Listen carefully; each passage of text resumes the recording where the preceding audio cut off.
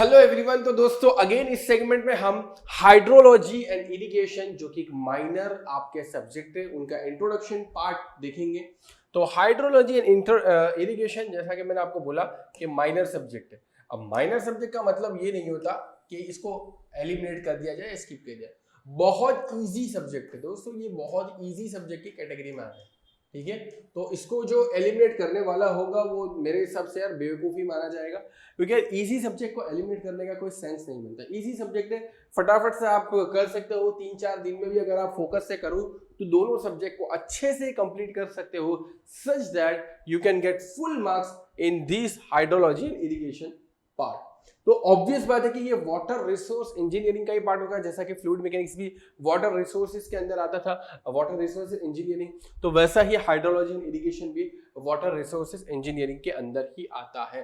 ठीक है, तो दोनों के अलग अलग सेगमेंट है, हाइड्रोलॉजी का एक अलग सेगमेंट है, इरिगेशन का एक अलग सेगमेंट है, उनके अकॉर्डिंग इनका यहाँ पर मार्क्स डिस्ट्रीब्यूशन किया गया है।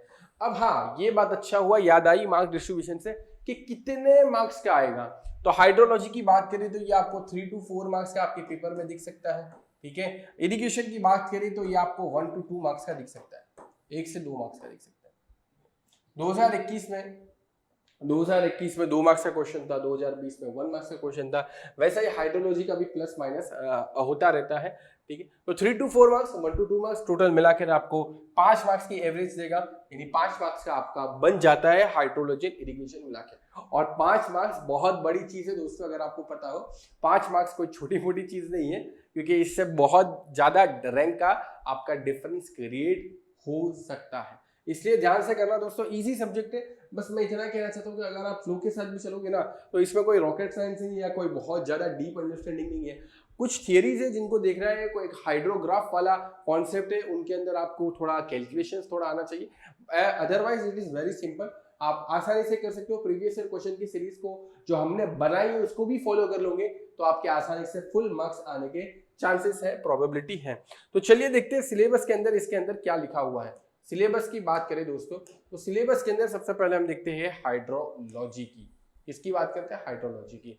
हाइड्रोलॉजी की बात आए और हाइड्रोलॉजिक साइकिल की बात ना, ऐसा तो पॉसिबल नहीं है, तो शुरुआत ही वहीं से होती है। हाइड्रोलॉजिक साइकिल जो थियोरेटिकल कॉन्सेप्ट है, कोई क्वेश्चन नहीं आने वाला, बट ये स्टार्टिंग के लिए है। हाइड्रोलॉजिक साइकिल प्रेसिपिटेशन, ठीक है, प्रेसिपिटेशन, अमाउंट ऑफ प्रेसिपिटेशन, इसके ऊपर क्वेश्चन आता है। कितना रेनफॉल हुआ, इसके ऊपर क्वेश्चन आता है।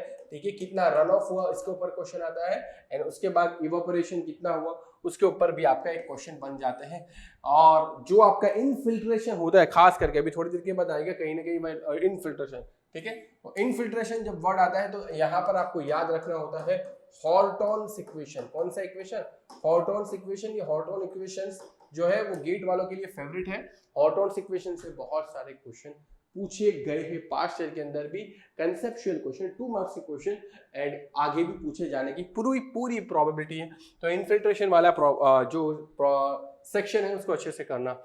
उसके बाद फिर जो है इवापोरेशन, इवापोट्रांसपिरेशन, ये सारे जो कॉन्सेप्ट है यहाँ से लेकर यहाँ तक के, उसके अंदर 1 मार्क्स के क्वेश्चन फ्रेम किए जा सकते हैं, 2 मार्क्स से भी क्वेश्चन फ्रेम किए गए हैं, 2 मार्क्स के क्वेश्चन भी फ्रेम किए गए, चाहे वो इवापोरेशन लॉस से हो या और कोई आपके रन ऑफ लॉस से हो, जो भी चीजें हैं वो सारी चीजें आपको 2 मार्क्स के अंदर पूछी जा सकती है और पूछी गई भी है। प्रीवियस ईयर क्वेश्चन की सीरीज में देखूंगा आपको आइडिया आएगा, बट जनरली यहाँ पर छोटे छोटे 1 मार्क्स के क्वेश्चन बहुत ज्यादा फ्रेम होते हैं, छोटे छोटे 1 मार्क्स के क्वेश्चन। आप प्रेसिपिटेशन की बात करें तो यहाँ पर आपको एवरेज रेनफॉल मेथड्स है, एवरेज रेनफॉल मेथड्स के अंदर भी 2-3 मेथड्स है, आपको वहां से भी 1 to 2 मार्क्स के क्वेश्चन फ्रेम होते हैं पास्ट ईयर के अंदर, तो वो भी आप कर सकते हो। उसके बाद इनफिल्ट्रेशन वाला पोर्शन तो इंपॉर्टेंट है। उसके बाद सबसे इंपॉर्टेंट मोस्ट टाइम भी पोर्शन हो अगर इरिगेशन या हाइड्रोलॉजी की इंजीनियरिंग के अंदर, तो ठीक है, हाइड्रोलॉजी के अंदर सबसे इंपॉर्टेंट पोर्शन है आपका हाइड्रोग्राफ।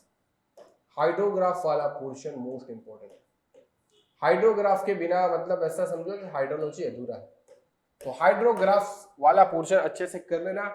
यूनिट हाइड्रोग्राफ किसे कहते हैं? ठीक है, आपके पास फ्लड हाइड्रोग्राफ किसे कहते हैं, वो सारी चीजें, डिस्चार्ज कितना होता है आपको यहाँ पर, इनफिल्ट्रेशन कितना होता है, फाई इंडेक्स क्या होता है, डब्ल्यू इंडेक्स क्या होता है, ये सारी चीजें आपको यहाँ पर समझ में आ जाएगी। Hydrograph, infiltration, losses, abstraction losses, इन सारों के बीच में जो जर्नी है वो आपको समझ में आ जाएगा। पूरा एक सीक्वेंस है दोस्तों, पूरा एक सीक्वेंस है, कितना पानी गिरा, कितना रन ऑफ हुआ, ठीक है, इसको बोलते हैं प्रेसिपिटेशन, कितना रन ऑफ हुआ, यहाँ से कितना जमीन के अंदर गया, ये इनफिल्ट्रेशन, और यहाँ से इनफिल्ट्रेशन, रन ऑफ, और ये सारी के बेसिस के, ये सारी चीजों के ऊपर आपको W इंडेक्स, फाई इंडेक्स मिलेंगे, W इंडेक्स, फाई इंडेक्स मिलेंगे, एंड उसी का ये जो पूरा आपका है रन ऑफ, प्रेसिपिटेशन, इनफिल्ट्रेशन, उसके बाद फिर हाइड्रोग्राफ का कैलकुलेशन आएगा। हाइड्रोग्राफ किसे बोलते हैं, वो हिस्टोग्राम डायग्राम किसे बोलते हैं, सारी चीजें आपको वहां पर आ जाएंगी। डिस्चार्ज वर्सेस टाइम डायग्राम क्या होता है, जिसी को एक्चुअली हाइड्रोग्राफ बोलते हैं, तो वो सारी चीजें आप वहां पर समझ जाओगे, ठीक है।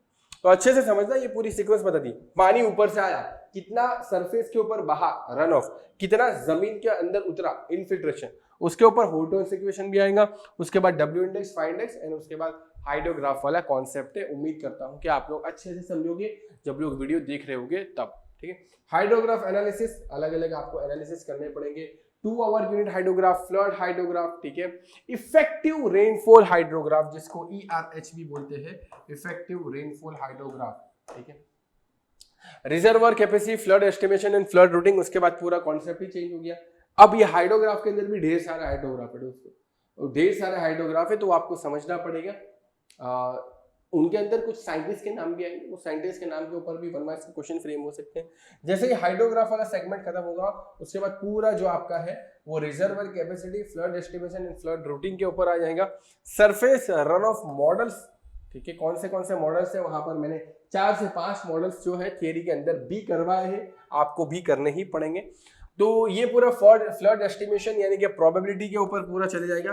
प्रोबेबिलिटी के कुछ इक्वेशन है, उस इक्वेशन के ऊपर भी काफी क्वेश्चंस, अच्छे खासे क्वेश्चन पूछे जाते हैं। हाइड्रोलॉजिक साइकिल के ऊपर कुछ आएगा, ठीक है। उसके ऊपर चैनल हाइड्रोलिक्स की बात करें तो चैनल हाइड्रोलिक्स से रिलेटेड भी कुछ ना कुछ आपको वहां पर बहुत कुछ जानने को मिलेगा, अच्छे से पढ़ना, ठीक है। और उसके अलावा चैनल रूटिंग आएगा, रिजर्वर रूटिंग आएगा, उसके अलावा लीनियर रिजर्वर किसे बोलते हैं, वो सारे जो कॉन्सेप्ट है जो मुझे याद आ रहे हैं वो मैं आपको बता रहा हूँ। क्यों बता रहा हूँ, क्योंकि ये सारे चीजें ही फ्रीक्वेंट है। जो चीजें मैं यहाँ पर आपको डिस्कस कर रहा हूँ, ये सारी चीजें ही हाइड्रोग्राफ के लिए फ्रीक्वेंट है, और इसीलिए तो उसको इंट्रोडक्शन में बताते हैं, ताकि आप जब एक्चुअल में करने बैठो तब आप उससे रिलेवेंस बना पाओ और उसके ऊपर ज्यादा फोकस करो, ठीक है। चलो, तो ये था, और उसके बाद एक छोटा सा अलग से सेगमेंट दिया है दोस्तों हाइड्रोलॉजी के अंदर, जिसको हम बोलते हैं ग्राउंड वाटर हाइड्रोलॉजी। जनरली हम इसको एनवायरमेंटल इंजीनियरिंग के अंदर भी डिस्कस करते हैं, और इनका कुछ पोर्शन जो है वो हम जियोटेक्निकल इंजीनियरिंग के अंदर भी डिस्कस करते हैं, जहां पर हमें परमिएबिलिटी वगैरह की नीड होती है उस वक्त, ठीक है। तो ये ग्राउंड वाटर हाइड्रोलॉजी के अंदर आपको बेसिकली वेल हाइड्रोलिक, एक्वीफर्स, एक्वीफ्यूज, ये सारी चीजों के बारे में देखना है। और डार्सी तो मैंने आपको ऑलरेडी बता दिया था, तो आपको जियोटेक्निकल में बहुत बढ़िया से आ जाएगा, जियोटेक्निकल इंजीनियरिंग के अंदर, ठीक है। वेल हाइड्रोलिक्स वाला पोर्शन भी अभी ट्रेंड में है दोस्तों, ट्रेंड में ही बोलेंगे, तो इसको नेग्लेक्ट नहीं करना चाहिए। इनफैक्ट गेट 2021 के अंदर भी 2 मार्क्स का क्वेश्चन यहाँ से पूछा गया है ना। गेट 2021 के अंदर भी 2 मार्क्स का क्वेश्चन वेल हाइड्रोलिक्स से पूछा गया है। इसका मतलब ये नहीं कि 2022-23 में नहीं आएगा, डेफिनेटली आएगा, but well hydraulics is important part. ये आपको हाइड्रोलॉजी में भी मदद करेगा, ये आपको एनवायरमेंट में भी मदद करेगा, ये आपको जियोटेक्निकल में तो डेफिनेटली मदद करने वाला है। Darcy law and its application वो हमने जियोटेक्निकल में भी देख लिया। सो ये था पूरा हाइड्रोलॉजी के बारे में। अब देखते हैं दोस्तों इरिगेशन इंजीनियरिंग के बारे में क्या है। दोस्तों इरिगेशन इंजीनियरिंग बहुत ही सिंपल एंड सोफिस्टिकेटेड कॉन्सेप्ट है। टाइप्स ऑफ इरिगेशन सिस्टम, ठीक है, थियोरेटिकल है, मेथड्स। नाउ सबसे इंपॉर्टेंट पार्ट ये वाला, ये जो सेकंड लाइन के अंदर लिखा है क्रॉप वाटर रिक्वायरमेंट, ठीक है, duty and delta. What is duty and delta and इनका relation duty is equal to 8.64 B base period divided by delta. ये रिलेशन के ऊपर बहुत सारे क्वेश्चन पूछे गए हैं, पूछे जाएंगे और पूछे जा रहे हैं ड्यूटी एंड डेल्टा के रिलेशंस के ऊपर।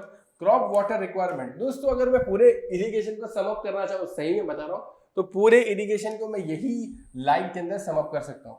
यहां से ही 99% प्रोबेबिलिटी, कितनी 99% प्रोबेबिलिटी, और 1% प्रोबेबिलिटी है बाकी जितना भी आपको दिख रहा है उसके, बाकी जितना भी आपको दिख रहा है उसके रिलेटेड, क्योंकि आप प्रीवियस ईयर क्वेश्चन हमने किए ही है, ठीक है, लाइव क्लास वाले होंगे तो उनको पता ही होगा, और जो रिकॉर्डेड देखने वाले हैं तो वो भी देख लेंगे कि सॉइल वाटर रिलेशनशिप, या तो बोल दो कि crop water requirement duty and delta के रिलेटेड ही ज्यादा आपको क्वेश्चन देखने को मिलेंगे। वहां पर कुछ इक्वेशन है, उन कुछ इक्वेशन के ऊपर ही है, लेकिन टर्मिनोलॉजी बहुत सारे, इक्वेशन कुछ है लेकिन टर्मिनोलॉजी बहुत सारे, तो वो बहुत सारे टर्मिनोलॉजी को हमने अलग से डिफाइन किया था, और अगर आप वीडियो रिकॉर्डेड देखोगे तो आपको वहां पर मिल भी जाएंगे, और वो डिफिनेशन के हिसाब से जब हम क्वेश्चन करते हैं तो बहुत ही आसान तरीके से हो सकता है। इसके अलावा अगर हम ट्रेंडिंग टॉपिक की बात करें तो एक ग्रेविटी डैम, ग्रेविटी डैम ये आपको 2020 के अंदर भी क्वेश्चन देखने को मिलेगा, इसके अलावा 2015 या 17 के आसपास भी पूछा गया था, ठीक है, ग्रेविटी डैम से क्वेश्चन पूछा। इसके अलावा बाकी जो है सेगमेंट वो डेड सेगमेंट है, कौन सा सेगमेंट है, डेड सेगमेंट है, बाकी सेगमेंट जो है वो डेड सेगमेंट है। जनरली जो मैंने हाईलाइट टॉपिक किए हैं इरिगेशन के अंदर उसी से क्वेश्चंस आते हैं, बस। So this was all about hydrology and irrigation engineering. देखते हैं दोस्तों अगला सब्जेक्ट।